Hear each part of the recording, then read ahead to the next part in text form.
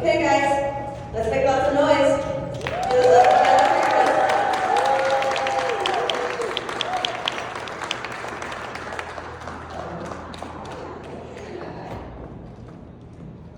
How was Kane's family? Amazing. Boring as fuck. So we have a little bit less people here than we did with Kane, but I think we can make just as much noise as we did for Kane. So can we try that again?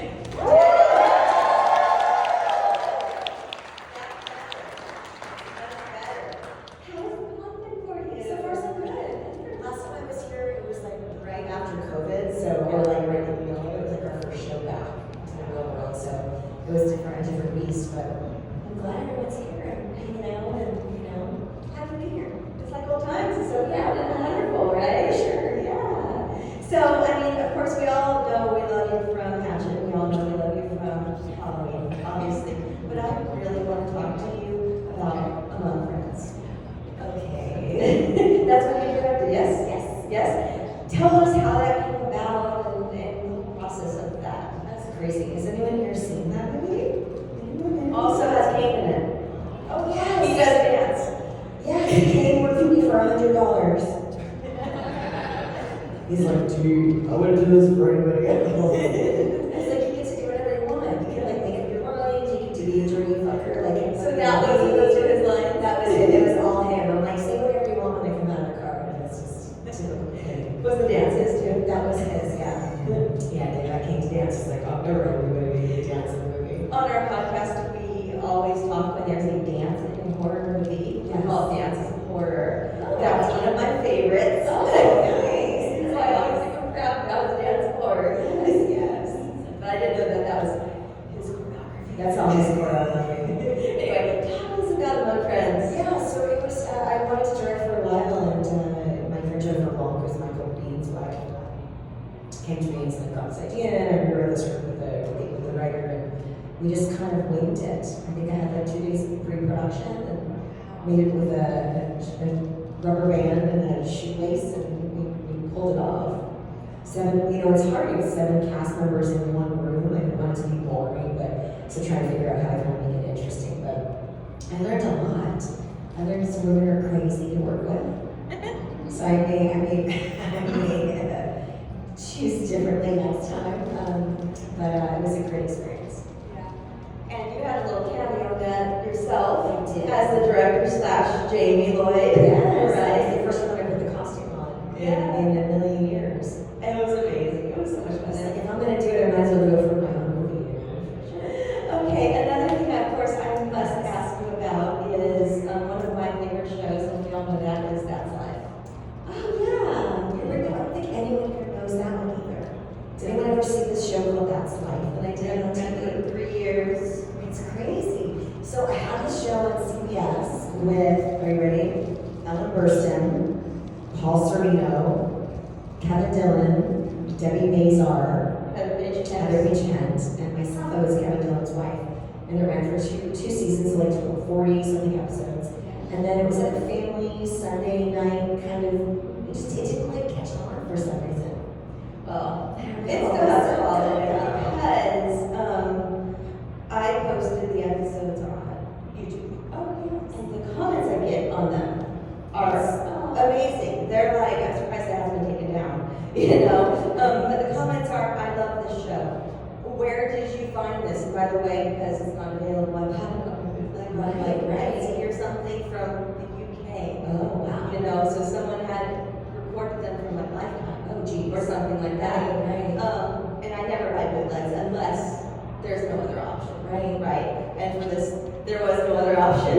I bought VHS tapes that my grandma recorded from her VCR. And that's how long the show was. What year was that? That was like 99 or something? Around there, maybe 2000s. I don't remember what I was doing in my life at the time, but yeah, I was doing a lot of drinking. I don't know, that's a while ago. Yes, anyway, great show. But the comments I'm getting on YouTube for it over the past couple of years are amazing, and people really did love the show. And thank you for putting this up. This was so great. Ellen Burstyn went doing a TV show. Gosh, she's awesome. Paul Sorvino. I mean, tell us about working with him. He's amazing. I was such a fan. He's amazing. He actually got stuck in the bathroom in his trailer one day and then couldn't get it's just a silly story, but I love Paul, don't get me wrong. And I did a movie of the week with him too. With Victoria Principal, I did a movie of the week when I was a kid called Don't Touch My Daughter, where I was molested, and it was Victoria Principal, taking us way back. Victoria Principal played her daughter, and Paul was the detective. So I met him and again on the TV show. But he was a character. I mean, he directed episodes and Mira would come on set, and he was really great. I guess he got stuck in the bathroom. So I don't know why that's the memory that pops into my head, but he was in his trailer and the door got locked and he couldn't get out of the bathroom. It was just so silly. I loved it every time he sang. Oh, I know. He used to sing every day, all day on set. We're like, oh my God, Paul with the opera. Have you guys ever met Paul Sorvino? Yeah, he's really sweet. I did not have the honor. I really wish that I was going to go to a con and his dad, and then that's when he was there. I was like, yeah. He was supposed to be at one not too long ago before, and I was like, Paul's going to be here. I heard it was sick. And then he passed. Yeah, but no, I mean, what a performer. Such a big fan. Yeah, but the whole show was fantastic. It's great. It was so good. Anyway, check it out, guys. Let's get you some more fans on that show. Yeah, for sure. It's my not so secret wish that I would one day. I'm gonna record for my Patreon, you guys, because I like to do that kind of stuff. Yeah. But anyway, I'll just do a live while we're chatting. Cool. Okay, so do we have any audience questions right now? No one's gonna raise their hands. Come on, so there you go. I just want to know how different it was because you were in Halloween 4 and 5, and then you did the Rob Zombie, which I loved you, absolutely loved you for different reasons. But how different was it, being a child actress and then? It was, so what made it different is that, and it took me a minute to kind of figure out why it felt different. He never got me in the old movies, right? It was a lot of running from him, but never really. The closest I came in was in Halloween 5, probably the coffin stuff, right? But obviously in the new Halloween, they're not new anymore, they're old already by now, but in Rob Zombie's Halloweens, I had to fight him off.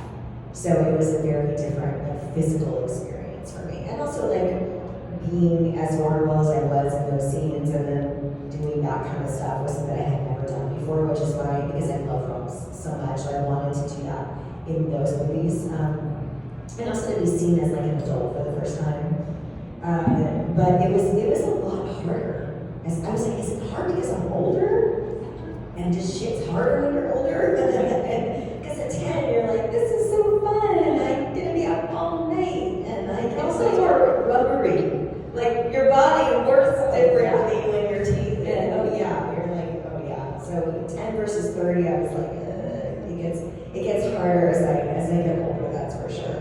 But it was we were telling Scout, I'm passing the torch to you. This is your movie now, this is your thing, I thought it would kind of maybe be, I think Rob's movies are finally getting the respect that they deserve now after seeing maybe the new ones. They're going back and revisiting and realizing that he did a really good job with the story because it could have gone in a lot of different ways. You're absolutely amazing.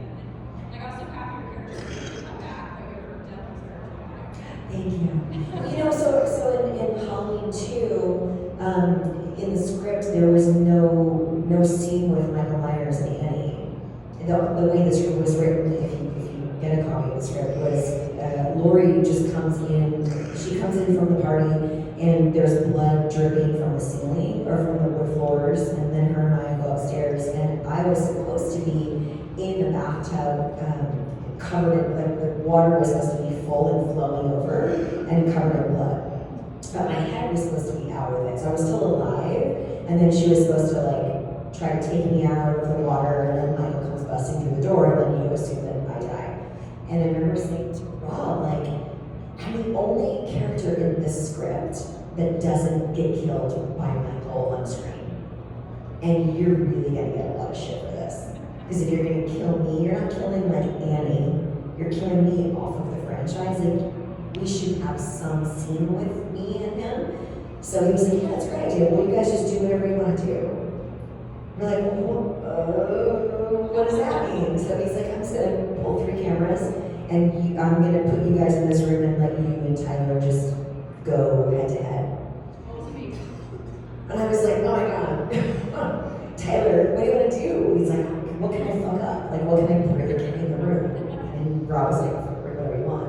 So we were like, I just said to him, like, you just come get me. And Tyler always talks about how he'd have to like start to move before action, because even before action, I would be like running out the door. Because my whole thing was like, I'm not gonna be like waiting around to be grabbed, because that's just stupid. So I'm gonna try, which is why the first one I made it out the front door, which was a total accident. That was just me supposed to go to the kitchen, and I was like passing the door as I was going to the kitchen, and I just went out the front door because it just made sense.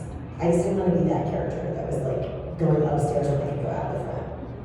I didn't want to be a dumb chick, you know. So, and then we, you know, ended up writing that into the movie. So, happy accidents.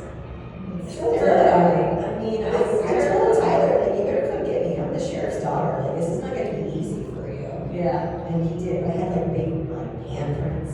He can run for my money, that's for sure. Yeah. Do we have any other audience questions? Yes, sir. Speaking of your stream reference, are there any other franchises that you'd like to like delve into? Oh, jeez. All of them. Not all of them, actually.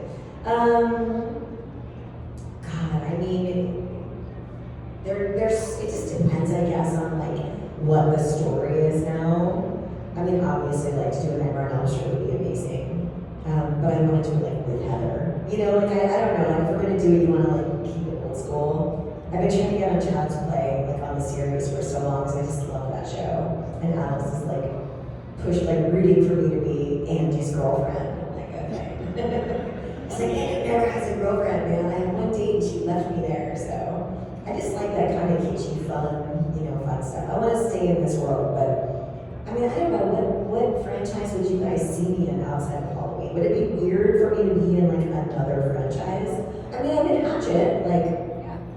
That's kind of like our own thing than like coming into one that's already established. But I guess just depends on the story. Do you want to? Yeah, I'm sorry. We'll just stop talking to you because I didn't see you. You're good, you're good. Get done what you can get done. You're good, you're good. Yeah. So thank you guys all for coming out today and attending this panel with us. If you missed any of the panels, you can catch them on our YouTube channel, and if you want that information, you can get the information from these business cards in front. Also, please take the pens that I have laying out, because I really don't want to take them home. That would be great. Oh, very nice. Good to go? Yes, I'm good. Okay, great. All right, any other questions? I know we got some. Yeah. Do you have any particular memories that stand out from the filming of Urban Legend? Oh, that's a good question. So the question was, do I have any outstanding memories from Urban Legend? Yes, I do, a few. So first of all, the guy playing the dude in bed with me was not an actor. He was like someone they found, like there were these like, there's streets in Vancouver called like, I think it was Vancouver, not Toronto, called like King Street and Queen Street, where there's like a very like big goth neighborhood. And they happened to just find like extras casting found like a real dude to do that scene with me instead of like hiring some actor and like costume dressing him. So I don't know if he was like a horror fan or what the deal was, but when he got to set and had to do that scene with me, where he was behind me and I'm wearing a dog collar, he like wouldn't take his clothes off. He would not take his shirt off. He was freaked out. That he literally would not. And then I had to do the scene where I was then in bed with him, and I was like, you guys need to put a couple comforters down on top of him and myself because I don't know what's gonna happen. And so that was weird. And when I was shopping, as I do when I'm on location and I have nothing else to do, I go shop in the neighborhood. I fell in the street and I dislocated my knee.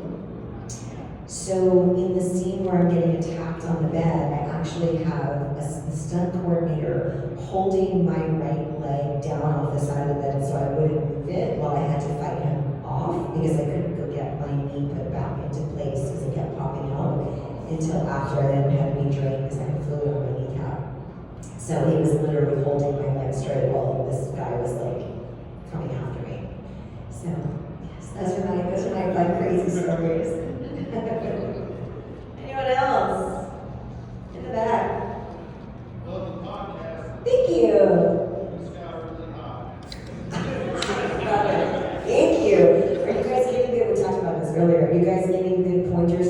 So someone says to me, I don't know if he's here or not, that I don't see him in the room, that I should have more men on the show to get their male perspective.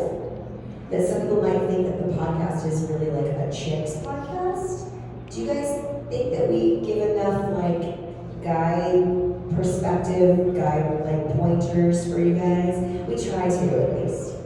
We try to help the ladies out and giving you guys some a little sometimes. I only know what I know. Like, we definitely try to do it, but we've got ladies on all month this month, and then we're gonna have more of our horror killer guests on. I think the guys should be listening to the podcast with the ladies so that they can hear it out. Yes, exactly. That's the whole point. Yes. Right. Yes. Thank you. It's a great show, by the way. I'm so glad that you're still doing it. Yeah, and we love it's it. growing and it's wonderful. It's Yeah. amazing. Just important for so many years we've been having like people not know what to talk about at shows. You know, because I've been doing conventions for so many years, and I wanted to talk about something other than like just Halloween. I wanted for you guys to like know who we are, because it's so much more interesting, I think, to know who we are versus like what Dawn Pleasance is like. I'm sure you guys have heard me talk about that before. So you're definitely getting an intimate look, maybe a little more intimate than we were expecting into our personal lives. Oh yeah, and it's also because you're not Jamie Lynn. Right. You know, you're Danielle Harris, and you're not the Danielle Harris that everyone sees at a convention or on an interview. Right. So it's great for us to get to watch or listen and get more And insight. then we're all the same. Right. Get more insight onto your personality, your likes, your dislikes, your past, your personal experiences, and all that. So I think that it's wonderful for that purpose. Thank you. So, thank you. Yeah. Check it out, guys. If you haven't, Talk Scary to Me. It's good stuff. Okay. And I saw a question right there. Yeah. Do you have any stories working on the set of Roseanne? Oh, geez. Okay, so this week, this week's episode, we actually have an actress on that I adore, Heather Matarazzo. I'm sure you all know who she is.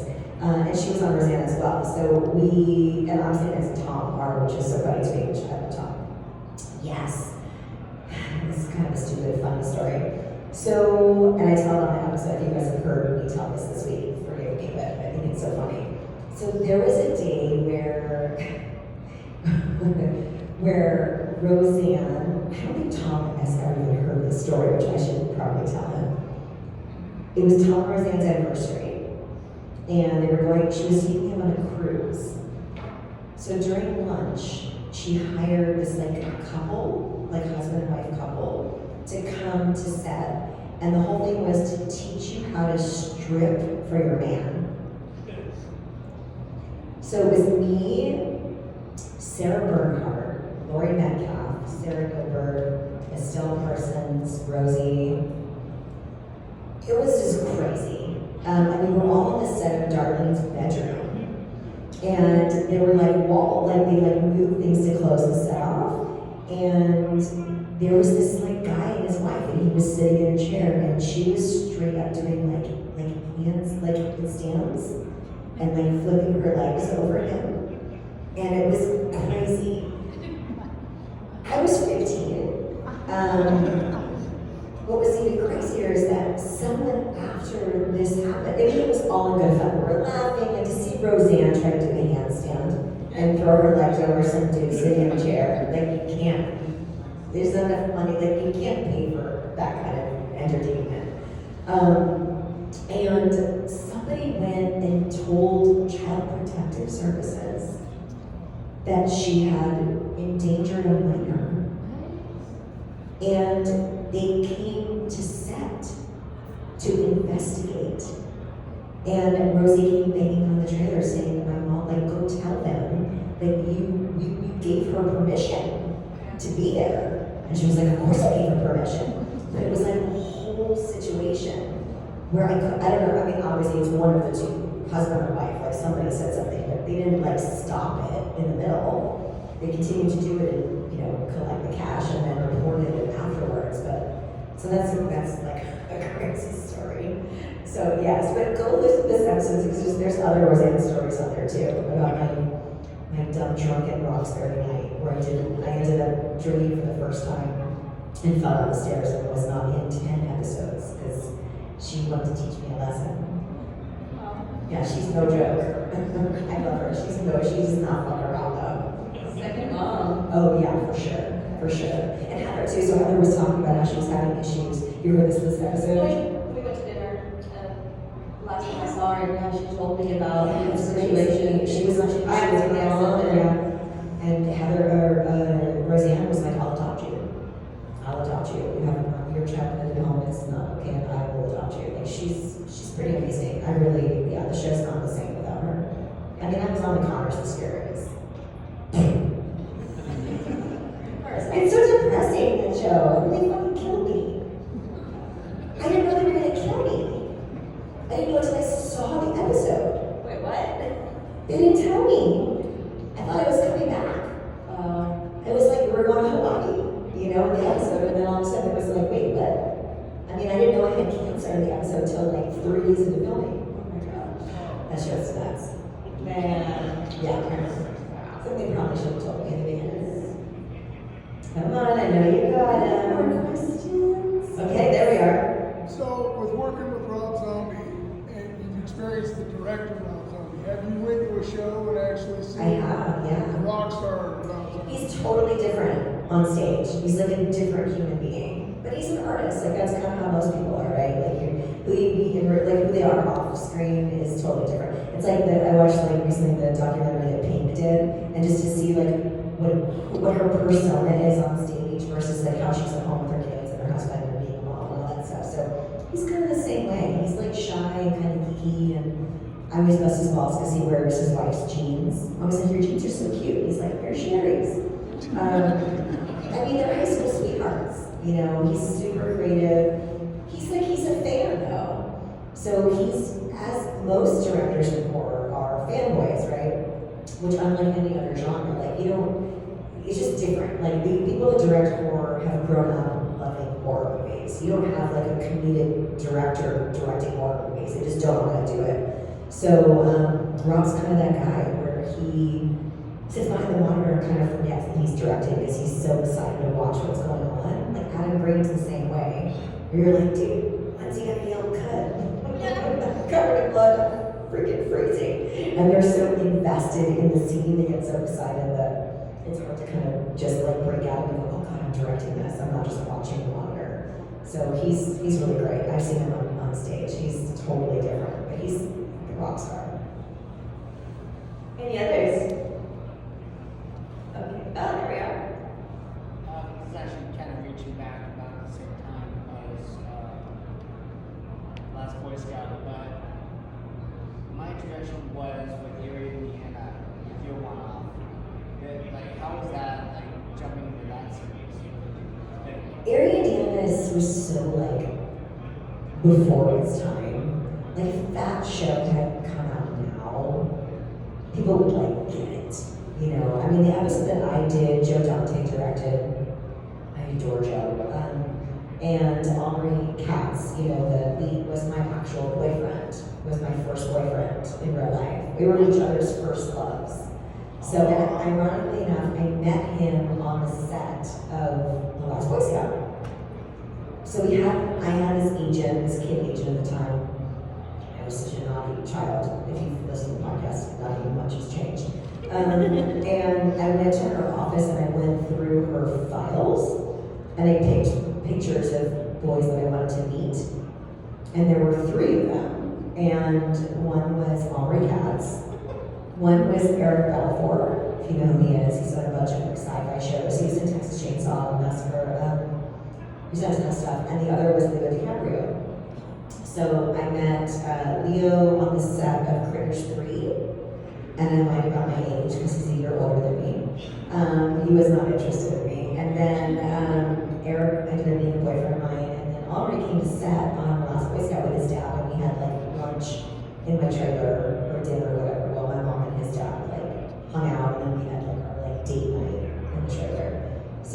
we were each other's like first boyfriend, girlfriend. And we're still good friends. Indiana was a special show. That was so good. I loved it. My mom loved it. And I'm always doing conventions because of me. I was like, Thank dude, you, Danielle. Dude, you understand like people love Hocus Pocus? Yes, we did that. And you're like, it's kind of like a big deal. And I like, like didn't get it, and now I see him like he's all over everything. But he had to call me. I didn't have to like pick out pictures. He's like, what do I bring? A banner? What photos? I was like, let me help you. Right. I will help you. And now he's like traveling the world, so it's good. You're in Indiana, taught me about time zones. Oh yeah. And then Indianapolis did not change the time zones. When I first learned that, that was so funny. I did an episode of The West Wing where that's in there, where they're like, we went back an hour? Yeah. Or forward an hour. Now they do, but back then they did it, and I'm so confused as to what's going on right now. That's my prime memory of here in Indiana. They taught me about time zones. So good. Daylight savings time. Any others? I know You you guys guys. have a burning question you want to ask me? Uh-huh. Oh, there's more hands going up. That's That's okay, okay. we're gonna get you. We're Yeah. gonna get you. You then. Not to throw shade on another actress, but was Katherine Heigl as much of a tool? She was great back then. You know, like, but this is before she was famous, right? So, I mean, I loved her. We had such a good time during that show. That movie, rather, Wish Upon a Star. Her mom maybe wasn't so keen on like her and I being friends after, because she moved to LA, and I was like, maybe like I'll teach you, like I'll show you around, and like we can be friends, and so that didn't happen. I mean, maybe I was a bad influence, or she thought I'd be a bad influence on her, so I know. But she's, Mormon and very strict and like kind of like square at the time, so I think she was trying to like keep it like her together, and she thought maybe I would kind of throw a wrench in the game, which I probably would have, so to be honest. And you had one. What are your memories of working on the Woman Who Loves Elvis? It's so funny. So The Woman Who Loved Elvis was a movie for the week that I did with Roseanne and Tom Arnold. We shot it in Ottumwa, Iowa. Have you seen that? Oh my God. I don't think anyone else here has seen it. Actually, Bill Bixby directed that. Which, I mean, he's like Incredible Hulk, he's amazing. Like one of my favorite human beings on the planet. So we did it in Iowa, where Tom was from, and I had a great time. I mean, I would like go see Tom and Rosie sing, because she can actually sing, believe it or not. So I was gonna like play and would ride like ATVs on our property, and that's when she asked me to be on her show. And I thought it would be like one episode, and then I didn't know it would be 17 episodes, minus the 10 that I didn't do because I was drinking. It was really fun. Actually, Aubrey came to visit me there. I was like 16 and flew to come see me on that set. Little teeny tiny town. Lots of churches and lots of bars. That's what I remember. It smelled weird. That's what I remember. Iowa smells a little like, I don't know, it's like the soy or something. I don't know. It's some kind of whatever they grow there. The whole city smells weird. So we had a really good time during that movie. They don't make movie of the weeks like they used to. They do like lifetime bullshit and whatever, but nothing to show that since this was fun too. But they don't do those like ABC, NBC. Review of the weeks of the late 80s and the 90s, and probably until early 2000s, were really something special. They were really good. What's something we talk about on the podcast all the time? Because Yeah. I know I've left it out as well. Great. So we just love them so much. Another show that I love, and this isn't ironic, I genuinely love it ever since I was a child, since my grandmother's show, was Diagnosis Murder. Oh yeah. Can we talk about your trifling, evil, and delicious character? Diagnosis Murder. So has anyone here seen that show, Diagnosis Murder? Dick Van More Dyke? specifically, her episode. So I played a sociopath, shocker, right? He's killing all people. I don't know. Even like on TV, I don't know, I can't break that. And Your like, classmates in that. Yeah. Spoiler alert. So when I first auditioned for the show, I didn't realize that it was kind of a comedy. And so I remember going in and taking it very seriously and probably doing like way too much. So I didn't get the job, but they were like, we have another idea for her, but make sure she watches the show before she comes back. So I watched the show and I was like, oh, it's kind of cheeky, you know what I mean? Like it's not supposed to be like drama. Right. And I played it dramatic, so I was like, oh, now I get it. No, I thought it was stupid. So I changed it up and I went in and getting the job. So I think it was a good episode. It was fun. How was your And family? Dick's so nice. I was gonna say, how was working with Dick? So nice. Except you can't be in the trailer when he was getting his hair done. Yeah. Or put on. I'm not quite sure. Put on. I think that's why we're not allowed to be in the trailer. And I was like, oh, it's coming. But you know, even, God, who else had fake hair? I think, I want to say Bruce actually, Willis might have had like hair, like a little, in the, like little patches of like, to fill it in or whatever, before they had like the powders and stuff like that. So I feel like I might have been Bruce. It was either Bruce or Sly. So I think it was Bruce that had like some Well, extra hair. a lot of people back then had their suitcase of toupees. Yeah, for sure. Big John Saxon was one. Yeah. Okay. Anyone else think of anything while I talked about Dick Van Dyke? Yes. So I know you have a film on Stream. Yes. Wait, which one? Stream. Yes. So, God, so Stream, is there Stream or The Stream? They keep kind of changing up. Is the same guys that did Terrifier 2. Phyllis Rose is the producer, and also one of the stars. She brought me into it. It's like got everybody in it. It's me, Dee Wallace, Tony Todd, Felissa Rose. Oh my God, I can just go down the list. There's literally like I think it's like a Rob Zombie ensemble of like everyone you can imagine. I play a mom to a teenager, which was very exciting for me. And it's about, God, how much can I tell you without giving it away? Shit. I don't know what I'm Is there a trailer out? No, there's nothing out. They're still filming stuff. Like they're still editing and like kind of moving and changing stuff. But basically, it's a game where what's happening inside of a resort that we are locked in is streamed on the internet, and you can win prizes and money for the best kills, which are real. So they're streaming actual murders of us that get locked down in this resort, essentially.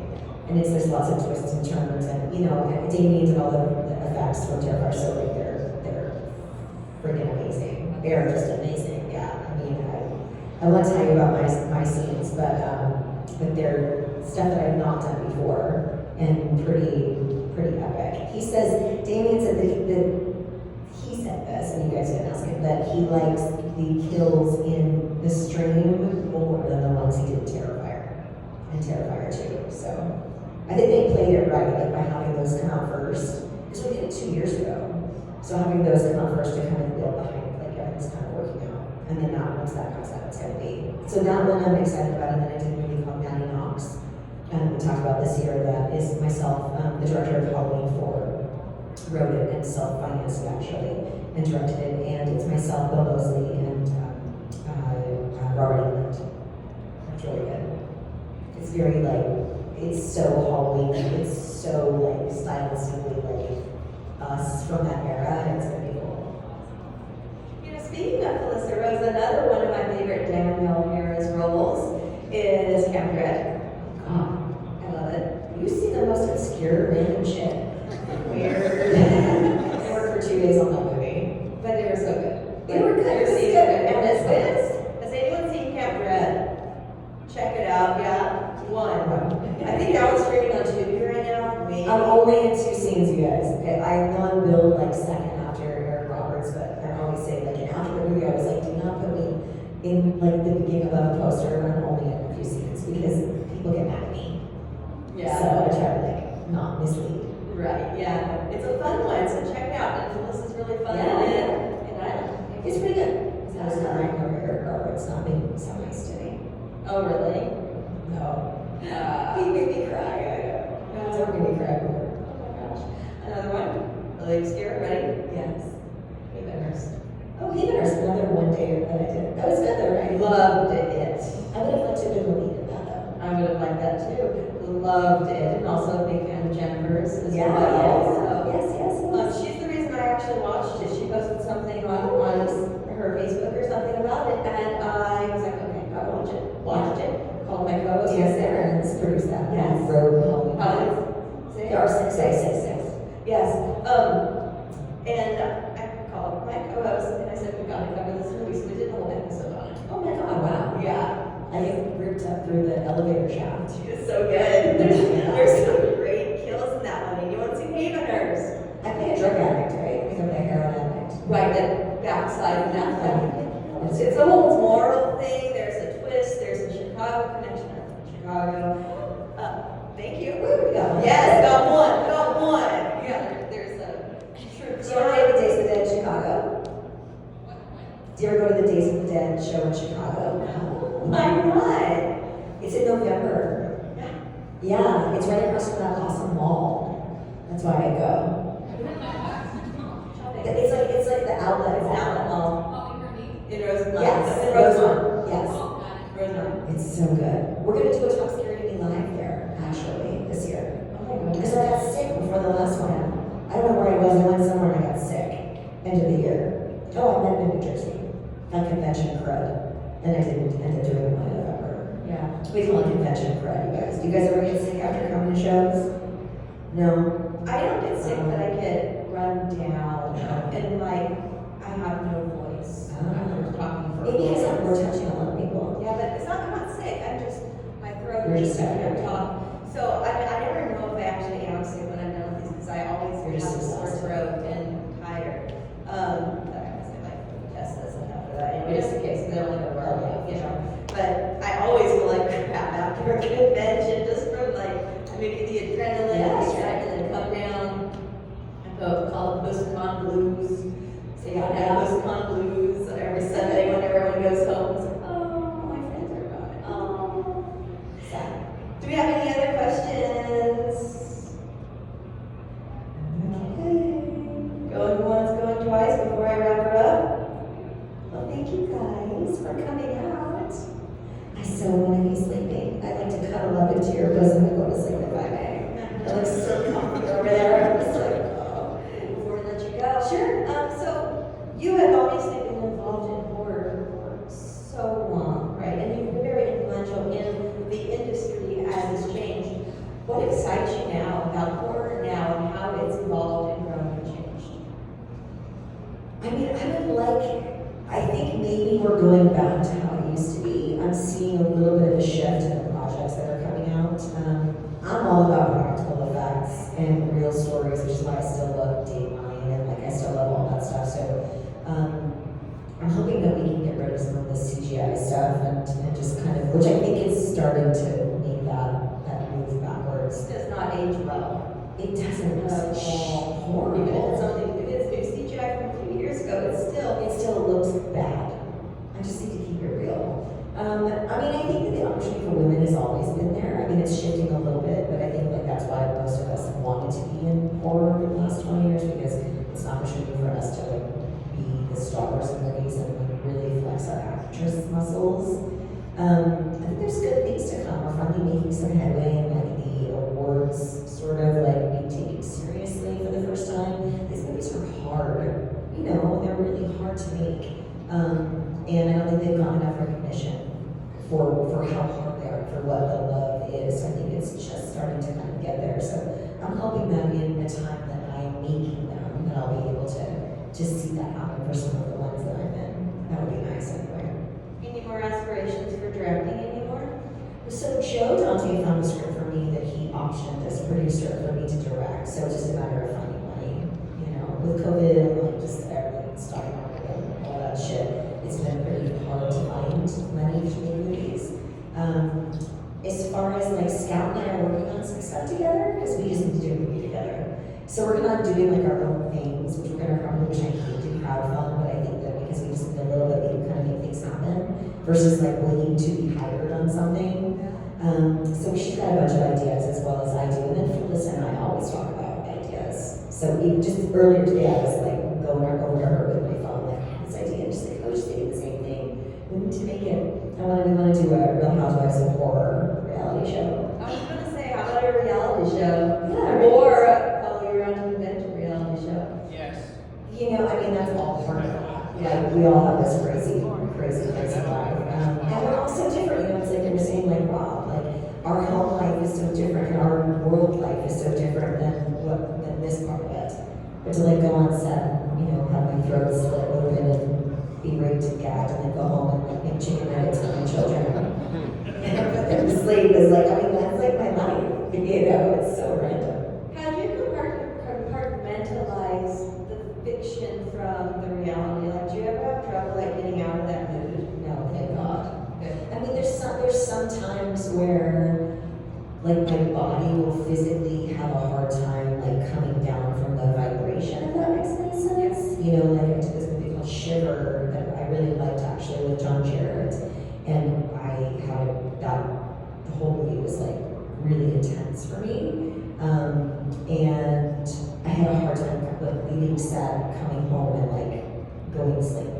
I had to come home and like take a shower, kind of listen to music and sort of decompress. But I wanted to stay in that mode too, because you could do it again the next day.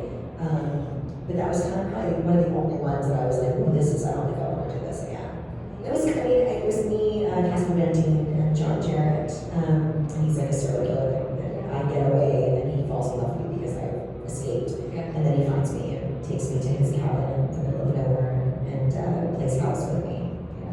It's not fun. And it was hard for him too, because he's got daughters. Yeah. So for him, he was like having a really difficult time doing a lot of those scenes with me. But as an actress, I was like, ooh, this is gonna be so good. I want to do this role. And then afterwards, I was like, I'm good. I'm good. Yeah. But it was a great experience. Yeah. And last but not least, let's give a serious note into Danielle Harris.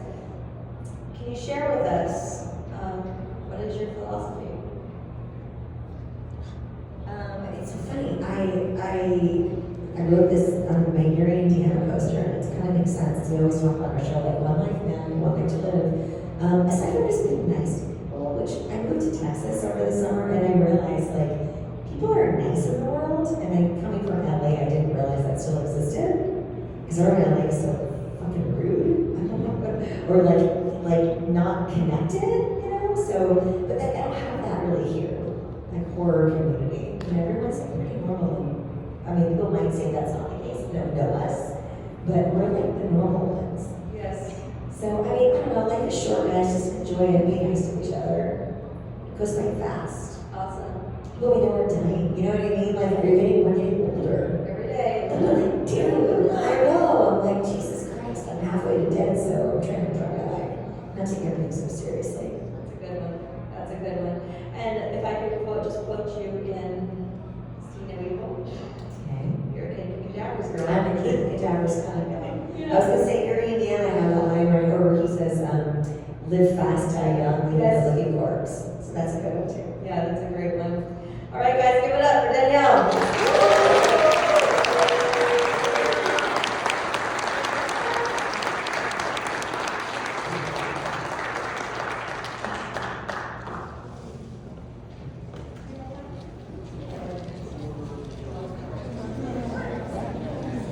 Nice.